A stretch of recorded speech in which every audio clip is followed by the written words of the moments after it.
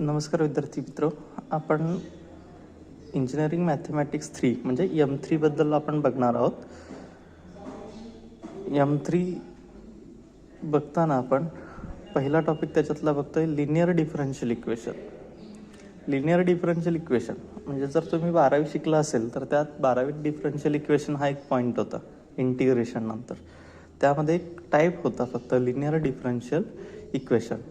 आता त्या पूर्ण त्या टाईपवरतीच आपल्याला एक टॉपिक असणार आहे. म्हणजे पहिलं युनिट असेल तुमचं ते लिनियर डिफरन्शियल इक्वेशन असेल.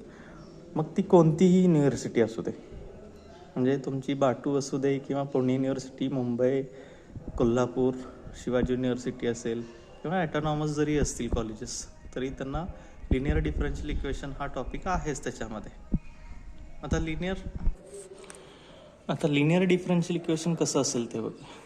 ते एक सोल्युशन असेल. सोल्युशन कशाचं असेल तर तुम्हाला दिलेले एक डिफरन्शियल इक्वेशन असेल, त्याचं सोल्युशन आपल्याला काढायचं असेल. ते सोल्युशन कशा फॉर्मॅटमध्ये येईल तर y=yc + yp असं ते सोल्युशन असेल. आता yc म्हणजे काय आणि yp म्हणजे काय ते पण लागलंच बघू आपण. yc म्हणजे असेल कॉम्प्लिमेंटरी फंक्शन आणि yp म्हणजे असतं ते पर्टिक्युलर इंटिग्रल असतं. आता ते कॉम्प्लिमेंटरी फंक्शन कसं काढायचं, पर्टिक्युलर इंटिग्रल कसं काढायचं, त्याचे वेगवेगळे टाईप्स आहेत. आता आपण ते बघणार आहोत. पहिल्यांदा आपण पॉईंट घेऊ तो कॉम्प्लिमेंटरी फंक्शन्स म्हटलं. कॉम्प्लिमेंटरी फंक्शन्स, तुम्हाला एखादं डिफरन्शियल इक्वेशन दिलेलं असेल. आता कॉम्प्लिमेंटरी फंक्शनचे टाईप बघू. पहिला घेतला लिनियर फॅक्टर्स. म्हणजे तुमचे फॅक्टर जर लिनियर असतील, लिनियर म्हणजे काय तर वेगवेगळे येतात, प्रत्येकाची सिंगल व्हॅल्यू असेल. म्हणजे एक्झाम्पल घेतलं D=A असेल, -A असेल, B असेल, C असेल, D असेल, काही पण येऊ शकतात.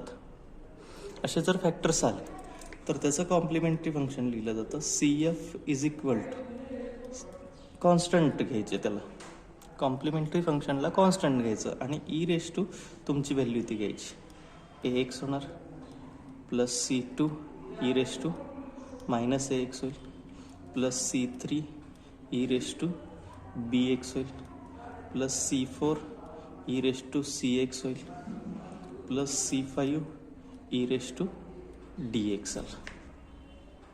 म्हणजे आपण एक एक्झाम्पल म्हणून 5 फॅक्टर घेतले होते, म्हणून आपण ते प्रत्येकाला लिनियर फॅक्टर ज्यावेळी येतो तो ला घातांक म्हणून द्यायचा आणि त्याचा कोइफिशियंट X घ्यायचा. प्रत्येकाला आलं आणि कॉन्स्टंट प्रत्येकाचा वेगवेगळा येणार, कारण कुठलाही डबल आलेला नाही. A आणि -A वेगवेगळे फॅक्टर्स आहेत, त्यामुळे ते वेगळेच धरायचे.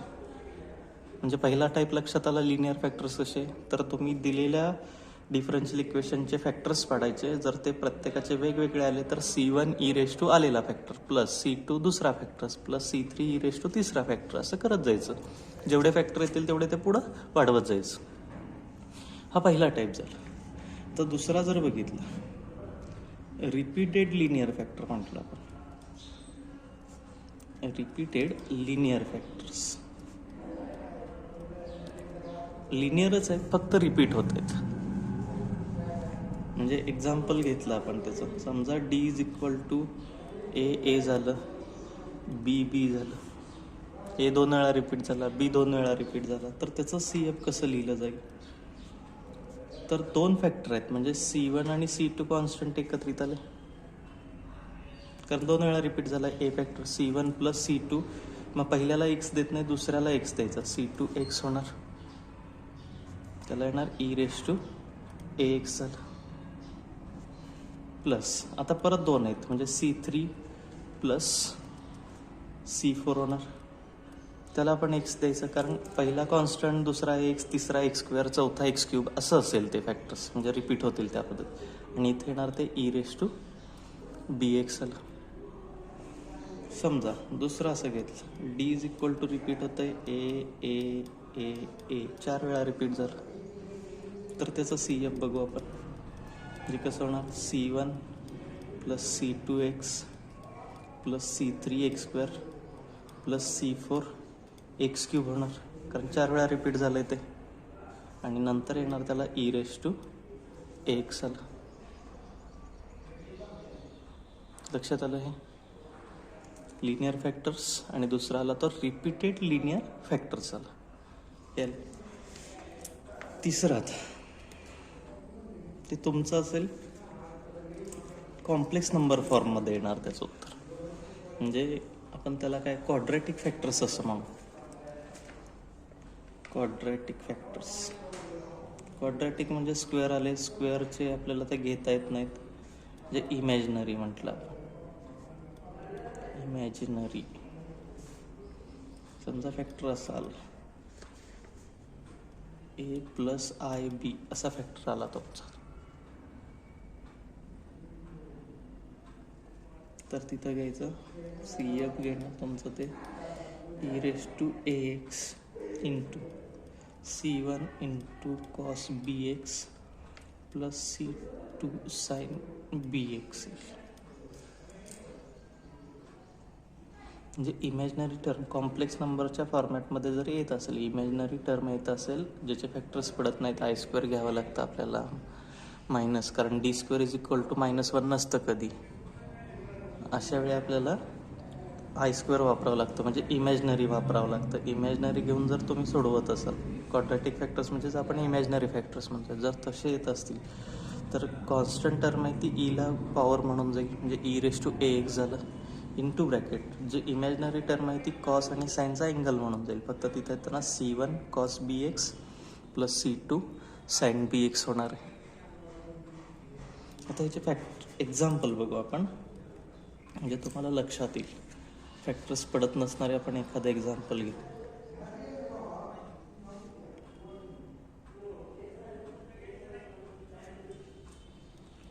d² प्लस d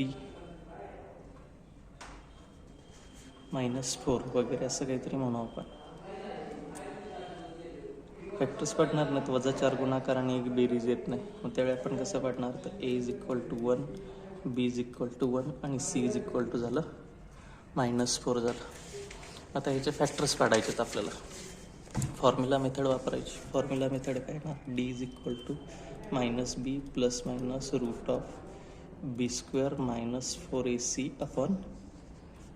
4ac/2a असेल. किमती ठेवल्या, b म्हणजे 1 आहे, -1 झालं, प्लस मायनस √1² 1 झालं. इथं आपण +4 घेताना +4 घेतलं, c ची किंमत मायनस हे राहणार 16 होणार, कारण c ची किंमत पण 4 आहे. डिवायडेड बाय 2 इंटू a म्हणजे 2 झालं.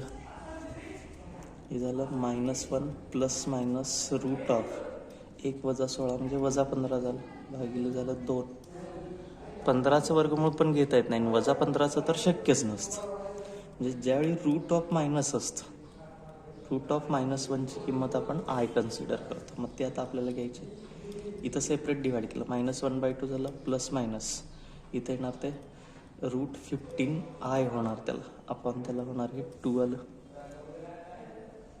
मग ह्याच्यावरून अल्फा मांडला आपण -1/2 आणि बीटा घेतलं ते √15/2 घेतलं कॉन्स्टंट, आणि एक आयचा कोएफिशियंट घेतला इमॅजिनरी टर्मचा. मग आता त्याचं CF येणार, CF होणार e⁻−1/2x झालं into bracket C1 cos √15/2x plus C2 sin √15/2x असेल.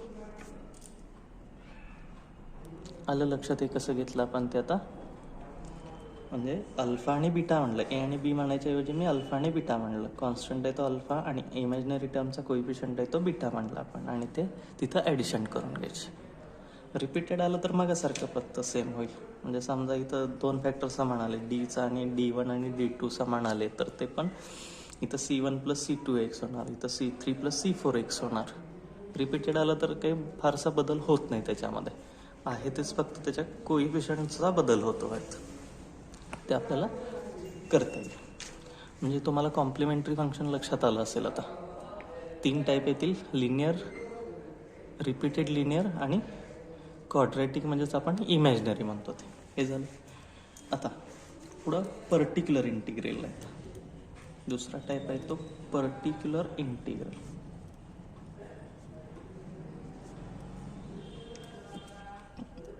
टाईप पहिला घ्यायचा आता त्याचा टाईप फर्स्ट, तो असेल 1/f(v) इंटू e⁻ax असेल. f(d) म्हणतो इथं e⁻ax असेल. आता ह्याच्यात दोन केसेस आहेत, एक फर्स्ट म्हणून e⁻x इंटू d. मग ह्याच्यात direct d is equal to a put करायचं, म्हणजे 1/a होणार, f(a) होणार, डीच्या जागी a ठेवायचं आणि e⁻ax असं झालं. दुसरी कंडिशन कशी आहे, 1/f(d मायनस a) दिलं आहे सपोज आणि e⁻ax आहे. म्हणजे ज्यावेळी आपण पुट करणार d is equal to a, त्यावेळी हे असे मिळेल 1/0 होणार, कारण a मायनस a 0 होईल, म्हणजे 0 होतं. तर ही कंडिशन आपण वापरू शकत नाही. मग नंबर ऑफ इथं असा फॉर्म्युला घ्यायचा, x⁻n/n फॅक्टोरियल घ्यायचं, where n is equal to number of factors becomes 0. किती फॅक्टर्स 0 होत आहेत ते घ्यायचं. म्हणजे एक होत असेल तर x⁻1/1 फॅक्टोरियल, 2 फॅक्टर 0 होत असतील x²/2 फॅक्टोरियल, 3 होत असतील तर x³ फॅक्टोरियल. आता मी एक एक्झाम्पल म्हणून घेणार आहे, म्हणजे तुम्हाला लक्षात येईल, हे PIचं पण लक्षात येईल. सपोज असं दिलं आहे d², एक्झाम्पल फॅक्टर्स पडले पाहिजेत आपल्याला, त्याचे असे घेऊ, d² -4d + 4 y is equal to e⁻²x. आता पूर्ण सोल्युशन बघूयाचं. पहिल्यांदा CFसाठी घ्यायचं.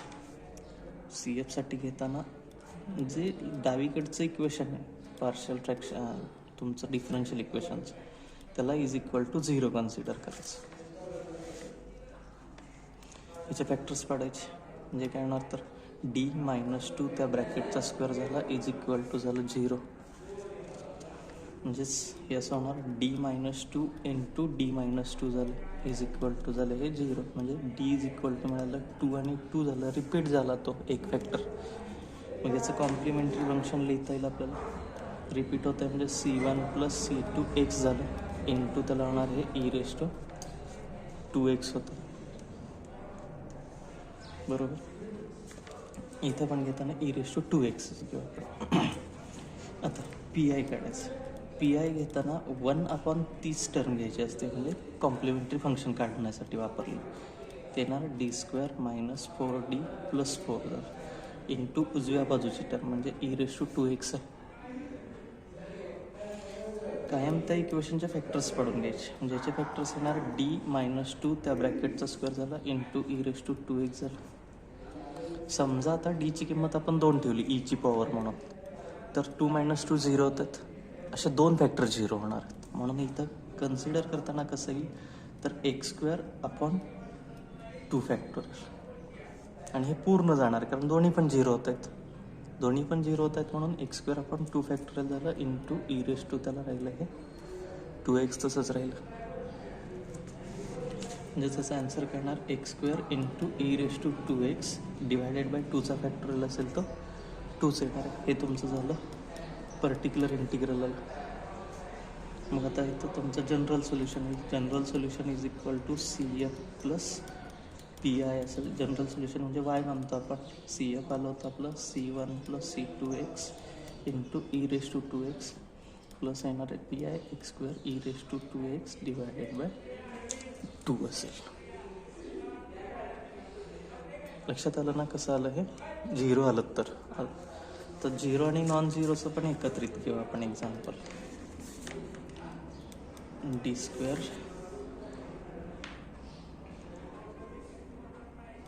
+5d + 6y is equal to e⁻3x. आपण एक एक्झाम्पल म्हणून घेतो, कसंही तुम्ही काही चालू शकता. आता कॉम्प्लिमेंटरी फंक्शनला घ्यायचं म्हणजे परत ह्याला 0 कन्सिडर करावं लागेल. d² +5d + 6 is equal to 0. Factors पडले 6 गुणाकार 5 बेरीज तर 2 आणि 3 येत आहे. d + 2 इंटू d + 3 झालं इज इक्वल टू 0, म्हणजे डी इज इक्वल टू येणार -2 आणि -3. लिनियर फॅक्टर आहेत, रिपीट काय होत नाहीत, म्हणजे CF मिळेल आपल्याला C1 e⁻² plus C2 e⁻³ आला. संपले हे. आता आपल्याला PI काढायचं. PI बघतोय आपण त्याचं. PI घेतलं. PI साठी येणार 1 येणार d² plus 5d plus 6 into आहे त्याला उजवी बाजू e⁻³ फॅक्टर्स लिहिले आपण छेदाचे. d+2 इंटू d+3 झालं इंटू e⁻³ आता जर डीची व्हॅल्यू -3 ठेवली तर -3 अधिक 3 0 होणार आहे, म्हणजे दुसरा फॅक्टर 0 होतं, दुसरा फॅक्टर 0 होतं, म्हणजे एक फॅक्टर 0 होतं, आपण त्याला 1 फॅक्टोरियल आलो इंटू एक शिल्लक राहते, कुठला राहतोय तर d+2 शिल्लक राहते, तसंच ठेवला इंटू e⁻³ आलं. मग आता डीची व्हॅल्यू -3 ठेवायची, म्हणजे इथं राहणार x राहिलं, 1 फॅक्टोरियल 1च असतो, 1/-3 + 2 झालं इंटू e⁻³ जे झालं x इंटू 1/-1 झालं इंटू e⁻³ -1 मल्टिप्लाय केलं तर फक्त असं मिळेल -x इंटू e⁻³ आलं. हे तुम्हाला काय मिळणार आहे तर तिथं PI आलं. मग आता जनरल सोल्युशन येणार काय असेल तर ते CF प्लस PI, म्हणजे तुम्ही त्यांची फक्त बेरीज करू शकता. आता जे काही राहिलंय ते लक्षात आलं ना तुम्हाला, हे सोपं आहे एकदम. हा झाला पहिला टाईप झाला. कुठला तर e⁻² जर दिलं असेल तुम्हाला तर फक्त आता तुम्हाला ते sin hx म्हणजे हायपरबोलिक फंक्शनचे वगैरे फॉर्म्युले वापरून ते सोडवायचे एक्झाम्पल आहेत. आता टाईप दुसरा आहे. काय टाईप आहे तर तो 1/f(d) इंटू sin ax असेल और cos ax असेल. तर ह्याला पुट करायचं असतं d² is equal to -a² put करायचं असतं. जो एंगल आहे त्याचा स्क्वेअर करून त्याला मायनस साईन द्यायचं आणि ते d² जागी फक्त ठेवायचं. पण समजा असं आहे 1/f(d²) इथं d² म्हणतो d² प्लस a² आहे इंटू त्याला समजा sin ax दिलं, म्हणजे आता हा फॅक्टर 0 होणार बघा, -a² प्लस a² 0 होतं. मग ह्यावेळी याचा आन्सर घ्यायचा -x/2a इंटू cos ax. हे साईनचं इंटिग्रेशन असतं -cos असतं, त्यामुळे -cos झालं आणि एक फॅक्टर 0 होतं x झाला आणि इथं a² 2a घेतलं, फक्त डेरिव्हेटिव्ह त्याचं. सपोज उलट आहे, f(d² प्लस a² आहे आणि तिथं cos ax आहे, तर तिथं घ्यायचं x/2a इंटू sin ax घ्यायचं.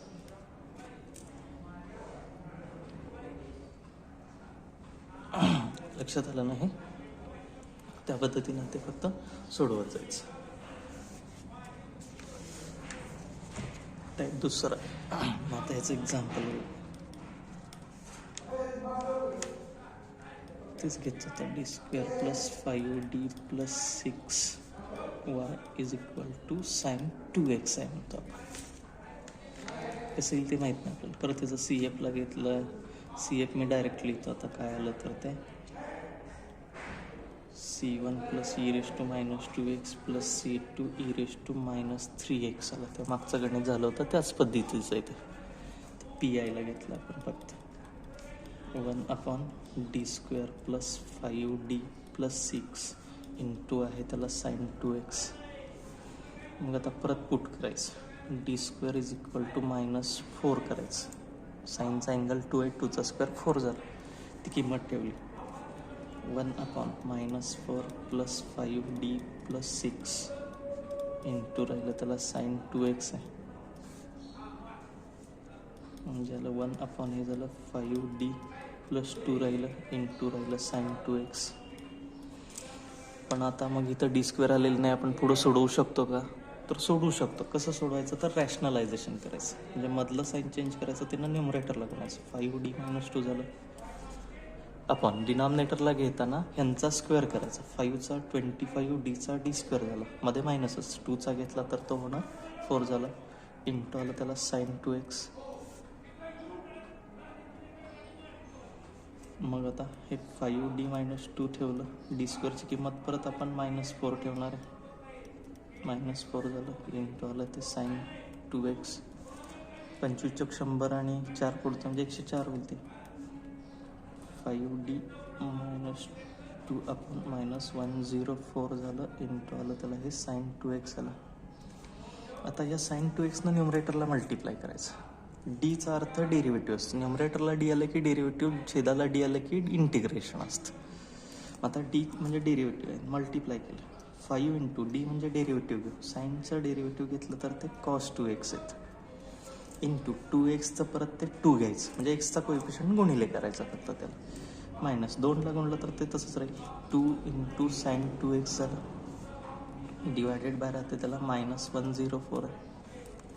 2 कॉमन घेता येईल, 2 भाग जाईल, म्हणजे राहिलं काय 5 cos 2x minus sine 2x upon -52 असेल. म्हणजे लक्षात आलं. परत एकदा सांगतो बघा, पी आय काय केलं आपण, 1 जो काय तुमचा कॉम्प्लिमेंटरी फंक्शनचं आहे फंक्शन ते घेतलं, इंटू त्याला उजवी बाजू घेतली. डी स्क्वेअरच्या जागी साईनच्या अँगलचा स्क्वेअर करून वजा करायचं, त्याला -4 पुट केलं. ते पुट केल्यानंतर आपल्याकडे शिल्लक राहिलं फक्त 5d + 2 राहिलं. इथं तर डी स्क्वेअर हे पाहिजे आपल्याला, म्हणून ह्याचं रॅशनलायझेशन करायचं. मधलं साईन चेंज करायचं, त्यांना न्युमरेटरला मल्टिप्लाय करायचं आणि न्युमरेटरच्याच व्हॅल्यूंचा स्क्वेअर करायचा फक्त डिनॉमिनेटरला. साईन चेंज काही करायचं नाही. साईन 2x परत डिनॉमिनेटरला डी स्क्वेअरची व्हॅल्यू -4 पुट केली आपण, त्याचं आलं तर ते झालं -104.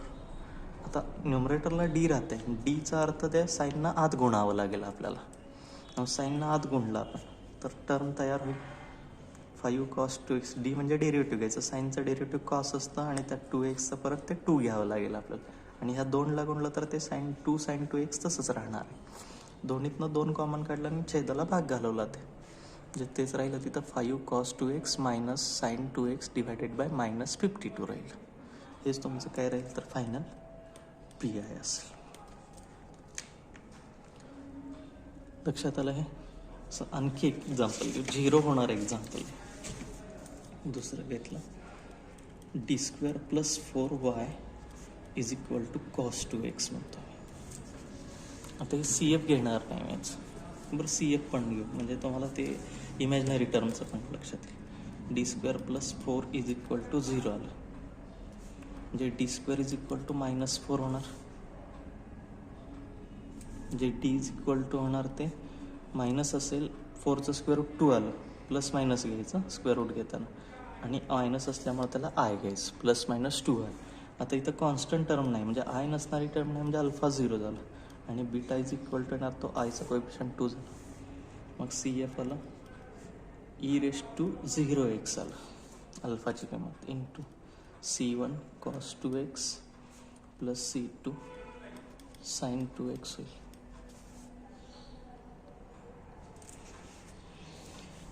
पी आयला घेतलं 1/d² + 4 इंटू आहे त्याला cos 2x. जर समजा आपण डी स्क्वेअरची किंमत -4 ठेवली तर 0 होणार आहे फॅक्टर 0 होत आहे, म्हणून त्याचं डायरेक्ट उत्तर येणार x/2a. ए म्हणजे 2 आहे, इंटू कॉसचं कन्वर्जन होणार ते साईन 2x. म्हणजे फॉर्म्युला काय असतो, x/2a इंटू साईन 2x आलं, साईन AX असेल तिथं, एची किंमत 2 होती आपल्याला, म्हणजे त्याचं उत्तर मिळालं आपल्याला x/4 इंटू साईन 2x आलं. आपण 2 टाईप बघितलेत. आता कुठले 2 बघितले तर पहिला e⁻ झाला आणि दुसरा झाला तो साईन कॉसचा झाला, ट्रिगोनोमेट्री. आता टाईप तिसरा आहे, टाईप थर्ड घेतो आपण. आता 1/f(d) इंटू x⁻m असेल, तर ह्याचं कन्वर्जन असं करायचं, f(d⁻1 इंटू x⁻m करायचं. आता ह्याचे फॉर्म्युले आहेत. समजा 1 मायनस एक्स रेस टू -1 आलं तर त्याचा आन्सर असतं 1 plus x square plus x cube. असं ते पुढं कंटिन्यू वाढवत जायचं. म्हणजे जेवढी आपल्याला पॉवर आहे तिथंपर्यंत ते घ्यायचं. 3 पॉवर आहेत तर 3 टर्म्स घ्यायच्या, 4 पॉवर आहेत तर 4 टर्म्स घ्यायच्या. म्हणजे एक्सच्या पॉवरवरती नंबर ऑफ टर्म्स ठरणार आहेत. समजा पॉवर एकच आहे तर एकच टर्म येणार, 1 फक्त येणार मग तुमचं. आणि जर मायनसचं प्लस असेल मध्ये 1 प्लस एक्स रेस टू -1 असेल तर त्याचा आन्सर येणार 1 minus x plus x square minus x cube plus पुढं ते कंटिन्यू करणार. म्हणजे एकाड एक मायनस येत जातं फक्त. प्लसला एकाड एक मायनस घ्यायचं, मायनस आलं तर सगळ्या टर्म्स प्लसमध्ये असतील. फक्त तुम्हाला एफ ऑफ डी मध्ये करताना ह्याचं कन्व्हर्जन करावं लागेल, 1 प्लसमध्ये कन्व्हर्जन करावं लागेल. म्हणजे पहिली टर्म तुमची 1 आली पाहिजे तरच आपण हे फॉर्म्युले वापरू शकतो. आता एक्झाम्पल बघू आपण. फॉर एक्झाम्पल घेतलं आपण d² प्लस 5d प्लस 6 आहे, y is equal to x cube आहे असं म्हटलं. समजा एक्स क्यूब असेल तर मग आपण डायरेक्ट पी यायला घेऊ. 1 अपॉन हे येणार d² प्लस 5d प्लस 6 आहे इंटू एक्स क्यूब झालं. कॉन्स्टंट टर्म कॉमन काढायची, म्हणजे 6 ही कॉन्स्टंट आहे ते कॉमन काढलं. पहिल्या दोन्हीतनं कॉमन येत नाही, म्हणजे d² प्लस 5d त्या दोन्हीतनं येत नाही म्हणून त्याला डिवाइड बाय 6 केलं. 6मधून 6 बाहेर आलं म्हणजे 1 झालं ते इंटू आलं एक्स क्यूब. आलं एक टर्म 1 आली. आता ती छेदाची टर्म वरती जाईल म्हणजे अंशाला जाईल. लिहिताना फक्त 1 न सुरुवात करू. 1 प्लस ह्याला ब्रॅकेट देऊ d² प्लस 5d अपॉन 6 आणि रेस टू त्याला झालं -1 इंटू येणार आहे त्याला एक्स क्यूब आहे. एक्सची पॉवर आता 3 आहे म्हणजे आपल्याला 3 टर्म्स घ्यायचे. कुठल्या फॉर्म्युल्यानुसार तर 1 प्लस एक्सच्या फॉर्म्युल्यानुसार. तो फॉर्म्युला कसा असतो 1 minus x plus x square. इथंपर्यंतच 3च टर्म घ्यायचे. तर हे 1/6 राहिलं, 1 म्हणजे 1च राहिलं, मायनस एक्स म्हणजे ते ब्रॅकेट आपलं d² प्लस 5d अपॉन 6 आलं प्लस आता ह्याचा स्क्वेअर होणार, एक्स स्क्वेअर म्हटलं आहे त्यामुळे d² प्लस 5d अपॉन 6 त्या ब्रॅकेटचा स्क्वेअर आला इंटू राहिलं त्याला एक्स क्यूब. 1/6 आहे, 1 मायनस हे तसंच ठेवलं d² प्लस 5d अपॉन 6 राहिलं. ब्रॅकेट ठेवू कारण मायनस आहे तर ब्रॅकेट स्क्वेअर करून घ्यावं लागेल. डिनॉमिनेटरचा घेतला तर तो 36 झाला. ए प्लस बी ब्रॅकेट स्क्वेअरचा फॉर्म्युला वापरायचा. a² म्हणजे d⁴ 2ab असतं म्हणजे ते होणार 10d³ झालं प्लस 25d² होईल इंटू राहिलं त्याला हे एक्स क्यूब आलं. आता आपल्याला ह्याचं सिम्प्लिफाय करायचं. आता 1 म्हणजे काय आहे तर तुम्हाला दिलेली टर्म एक्स क्यूब आहे. डी म्हणजे डेरिव्हेटिव्ह घ्यायचं. एक्स क्यूबचं डेरिव्हेटिव्ह पॉवर पुढील पॉवर 1 कमी करायची, 3x² झालं. d² म्हणजे परत पॉवर पुढे आली तर 3 × 2 6x झालं. d³ म्हणजे येणार ते 6 येणार आणि d³ पुढच्यांचा आन्सर येत जाणार ते 0 येत जाणार कारण 6चा डेरिव्हेटिव्ह हे 0 असेल.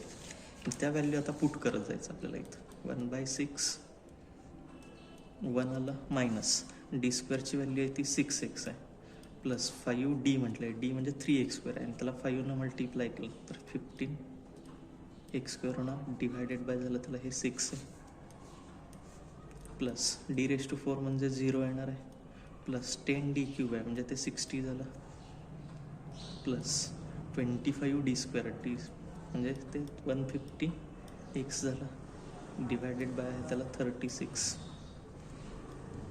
आता सेपरेट एक 1 म्हणजे एक्स क्यूब होता, हे झालं 1/6 एक्स क्यूब आहे. 6नं सेपरेट डिवाइड केलं तर -x राहणार, मायनसच होणार. मायनस इंटू प्लस घेतलं तर मायनस झालं. 15ला जर 6नं डिवाइड केलं 3नं डिवाइड होऊ शकतं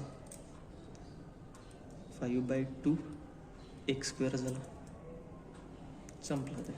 आता इथं 60ला 36नं डिवाइड करायचं, 12नं भाग जाऊ शकतो. 12 × 5 = 60, 12 × 36 झालं प्लस परत 12नं भाग जाऊ शकतो 150ला आणि 36ला. 12नं नाही जायचा, 3नं घालू 50/18 6नं जाईल. 6 × 2 = 12, 6 × 5 = 30, 6 × 5 = 30 झालं आणि 6 36 होईल, राहिलं त्याला एक्स. आता ह्या दोन टर्मला एक्स आहे, त्यांचं तिरकस गुणाकार करायचं. 6 गुणिले वजा एक्स म्हणजे वजा 6x होणार. 25x वजा 6x घेतलं तर 19x आलं ते. मग आता ओळीनं टर्म लिहू आपण लिहिताना, म्हणजे 1/6 आलं. पहिल्यांदा x³ आहे तसं राहिलं. आता नंतर x² टर्म घ्यायची. x² काय -5/2 x² आहे, -5/2 आहे. नंतर एक्सची टर्म घ्यायची, ह्यांची वजाबाकी येणार आहे प्लस होणार 19/6 x आला. आणि आता शेवटी कॉन्स्टंट टर्म घ्यायची, तर ती आहे 5/3. हे तुम्हाला काय मिळेल तर त्याचं PI मिळेल. 6नं मल्टिप्लाय केलं तरी चालेल, 1/6नं, किंवा नाही केलं तरी पण चालेल. हे त्याचं PI होईल. लक्षात येते का होता काय होता? 1/d² + 5d + 6 × x³ होतं.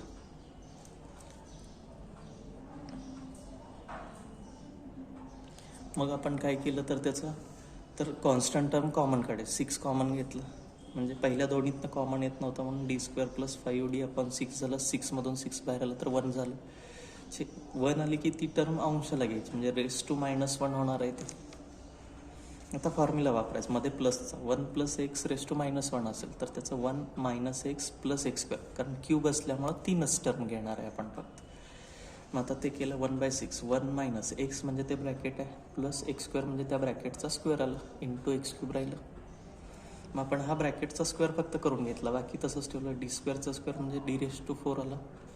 2ab म्हणजे यांचा गुणाकार 10d³ आला, प्लस bचा स्क्वेअर म्हणजे 25d²/36 आला, × x³ राहिलं. आता x³ आत गुणायचं आहे, मग त्याच्या किमती घेतल्या. 1ला गुणलं तर x³ येणार, d म्हणजे त्याचं डेरिव्हेटिव्ह असणार, x³ 3x² होईल. d² म्हणजे ह्याचं परत घेतलं तर ते 6x होईल, आणि d³ घेतलं तर x चं 1 झालं, त्यामुळे ते 6 आलं. मग इथून पुढचं डेरिव्हेटिव्ह 0 होत जाणार आहे फक्त. मग त्या एक व्हॅल्यू पुट करत गेलं. 1/6, 1ची व्हॅल्यू x³ -d² म्हणजे 6x + 5d म्हणजे ते झालं 15x² 6 राहिलं, प्लस d⁴ 0 होईल. 10d³ म्हणजे 60 झालं. 25d² म्हणजे 150x होईल, /36 झालं ते. मग 6नं डिवाइड करून घेतलं आणि इथं 36नं डिवाइड केलं, ते सिम्प्लिफाय आलं. आणि मग फक्त टर्म्स अरेंज केल्या. कशा अरेंज केल्या आपण? तर पहिल्यांदा x³ घेतला, नंतर x² घेतला, नंतर x घेतला, आणि शेवटी फक्त कॉन्स्टंट घेतलं. लक्षात आला हा टाईप? x⁻m असेल तर. आता आपल्याला पुढचा बघायचा आहे, तो चौथा टाईप आहे.